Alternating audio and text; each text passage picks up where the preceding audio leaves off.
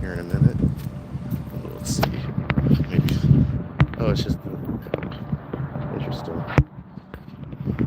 Checking out the thumbnail options. I forget I have something new every time I open this thing. They got oh, what is this? At least 1 million news. Oh, highlight. Cool. Interesting. Well, ladies and gentlemen, if I get the camera set up here, get a live shot here. So let's see if I stand back, get some sunlight here. There we go. That's what I'm looking for. The shot in the background. Well, ladies and gentlemen, I'm standing outside the Butte County Courthouse, where today we had a victory, I'd say, for the people of the state of California in regards to not the people as in the DA, but the common man, such as myself and others. I just sat through a 4-day jury trial in the matter of People versus Rush. This is a case about a father trying to do the right thing for his daughter, and pretty much boils down to the ex-wife didn't like him, the way he was trying to help his daughter, so she ran to the DA's office with a revenge plot with, oh, looky, there's marijuana plants in the backyard. The DA thought that was good enough to try and get him charged with a misdemeanor, child contributing to the delinquency of a child or a minor.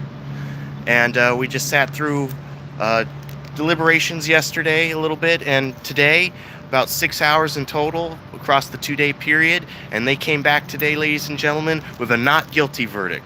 That's right. Mr. Rush, I believe he walked off. I don't know if he wanted to give a comment or not. He seemed pretty, reserved to himself. What's interesting about this case, ladies and gentlemen, is this gentleman, when the press release came out, they tried to smear this man. Oh, look, we caught a Chico cop. This man, yes, ladies and gentlemen, this man is a police officer in the city of Chico, California, and they tried to go after him. I'm not here to talk about his policing. He's a British man, from the United Kingdom. So I think I'd hear something about a strong, accented English police officer abusing some rights, but I haven't heard that. But regardless of this man is a police officer or not, this crime of contributing to the delinquency of a minor over marijuana plants was found to be, by the jury, not true. I think this is a great win for, the common man, such as myself, Mr. Rush, anybody really that has a child, more importantly, that's trying to do the right thing. At least here with this jury, we got an actual, a proper justice in this case. Just to quickly summarize the case, this is the only real time I believe I've mentioned it on this channel, as there's cases that are publicly known on here and some I have working in the background to bring you later. But basically, without going into the whole long-winded, how this case even came to be in the first place, the bottom line is, at the time of the crime, the alleged crime, in 2022, Mr. Rush's daughter had some marijuana plants, or alleged marijuana plants. At the end of the day, ladies and gentlemen, they never did any testing, and that's going to be a key thing in this case, is the actual, what by definition of law is marijuana, and that is anything greater than the 0.03%, or is it just 0.3 or 0.03? But anything greater than that is considered marijuana, and anything less than that is considered CBD. Now, the DA, there goes old Greasy Greason. His name is Jeffrey Greason, ladies and gentlemen, but we like to call him Greasy Greason because he seems to, in his cases anyways, when I've tried to talk to some of the witnesses outside of court, they seem to, what we've like to call, ladies and gentlemen, gotten grease in their hair and have become uncooperative. So that's why we call Jeffrey Greason Greasy Greason, among other nicknames I've heard for him. But that's mine. That's the one I coin-termed anyways. He thinks that, because you can buy CBD products at the store, nobody grows plants for CBD use themselves. Well, ladies and gentlemen, with that argument, if you have, let's say, tomatoes grow in your garden, well, what the hell are you doing growing tomatoes in your garden when you can buy them at the store?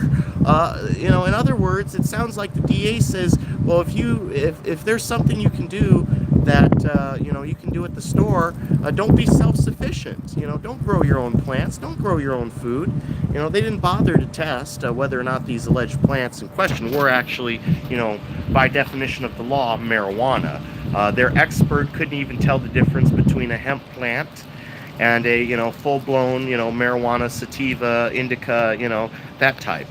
He did testify that he's had somewhat of a training, that they're very similar in exact smells, almost identical. Putting them two next to each other, you couldn't really tell. So there's plenty of reasonable doubt to be had, ladies and gentlemen. But basically, this case, Mr. Rush's daughter, Lily Rush, at the time about 17 years old, going on 18 that summer of that year, was a young girl that was, as communicated in this trial, was going through some emotional problems. Mr. Rush took the stand himself and communicated that she was suffering from self-harm, bulimia, refusing to eat, lots of emotional distress in her life. She's been seeing a psychiatrist who actually prescribed, hey, she should get on the marijuana, it would really help. And then flip-flopped on that, but as Mr. Rush testified, he believed his daughter's use of, whether it be CBD or marijuana, I think, in my opinion, either one can probably help, but whether it be, we don't know beyond a reasonable doubt what the plants were, just that they were plants, whether it be CBD concentrate, below that percentage threshold, or marijuana.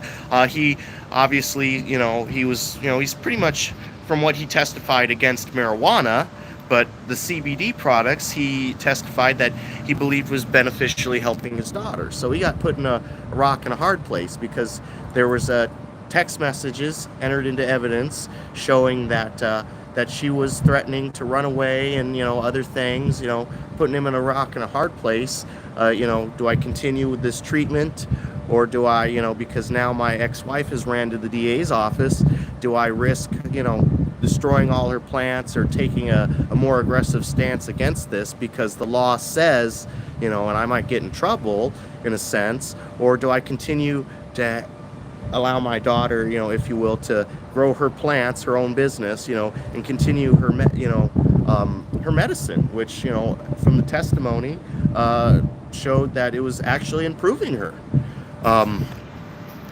One of the things they tried to do was, I guess, get his own daughter to testify against him, but she ultimately took the fifth, which was not, she didn't come to testify in court, but through the previous hearings, I've sat through and looked through at the minute orders, she took the fifth, and they made her unavailable as a witness. So, I think that was kind of a lowbrow move by the DA's office, to try and do that. But ultimately, the jury found that, this was not contributing to the delinquency of a minor. And what's, I think kind of helped in this case, too, is the fact of when Miss Rush turned 18, she was able to acquire a recommendation, a marijuana recommendation card, so she can purchase legally from the dispensary.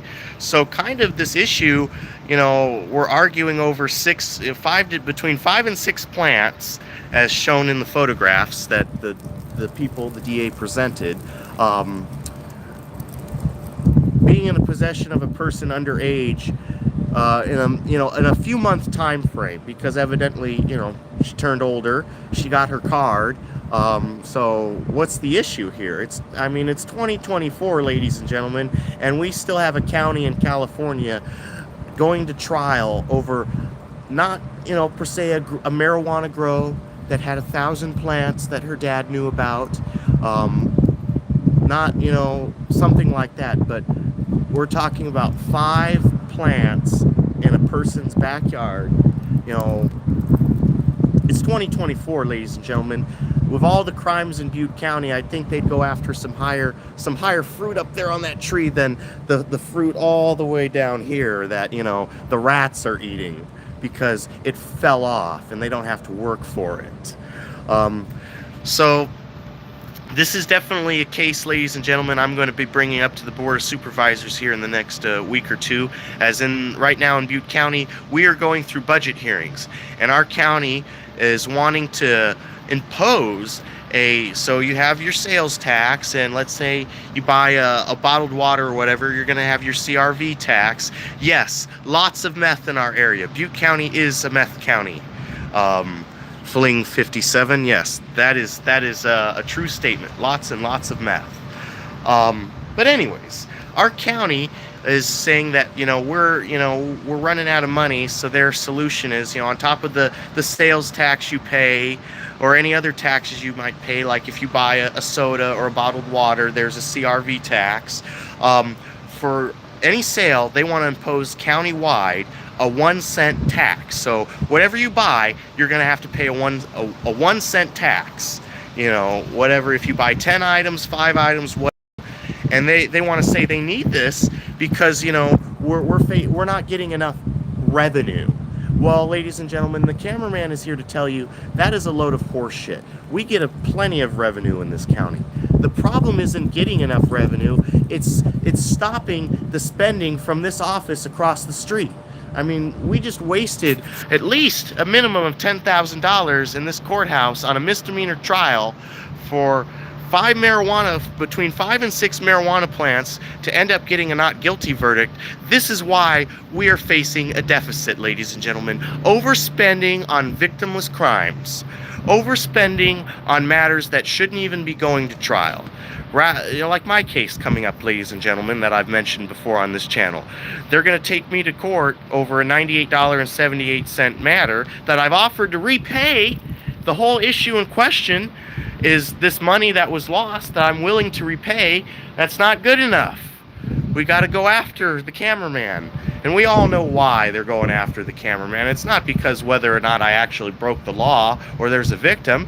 It's because how dare I use my First Amendment right to speak badly about the people across the street that prosecute people that are, for God's sakes, trying to come up with a middle ground solution so their daughter doesn't run away and become another child of the streets, as Mr. Rush testified in his testimony of being a law enforcement officer and seeing what happens statistically to children firsthand that run away from the household environment and end up on the streets. So your county, if anybody who's watching this is a resident of Butte County, keep that in mind. Your county would rather spend your money on prosecuting cases like this than getting that meth dealer on your corner arrested. That's actually a cancer on the community.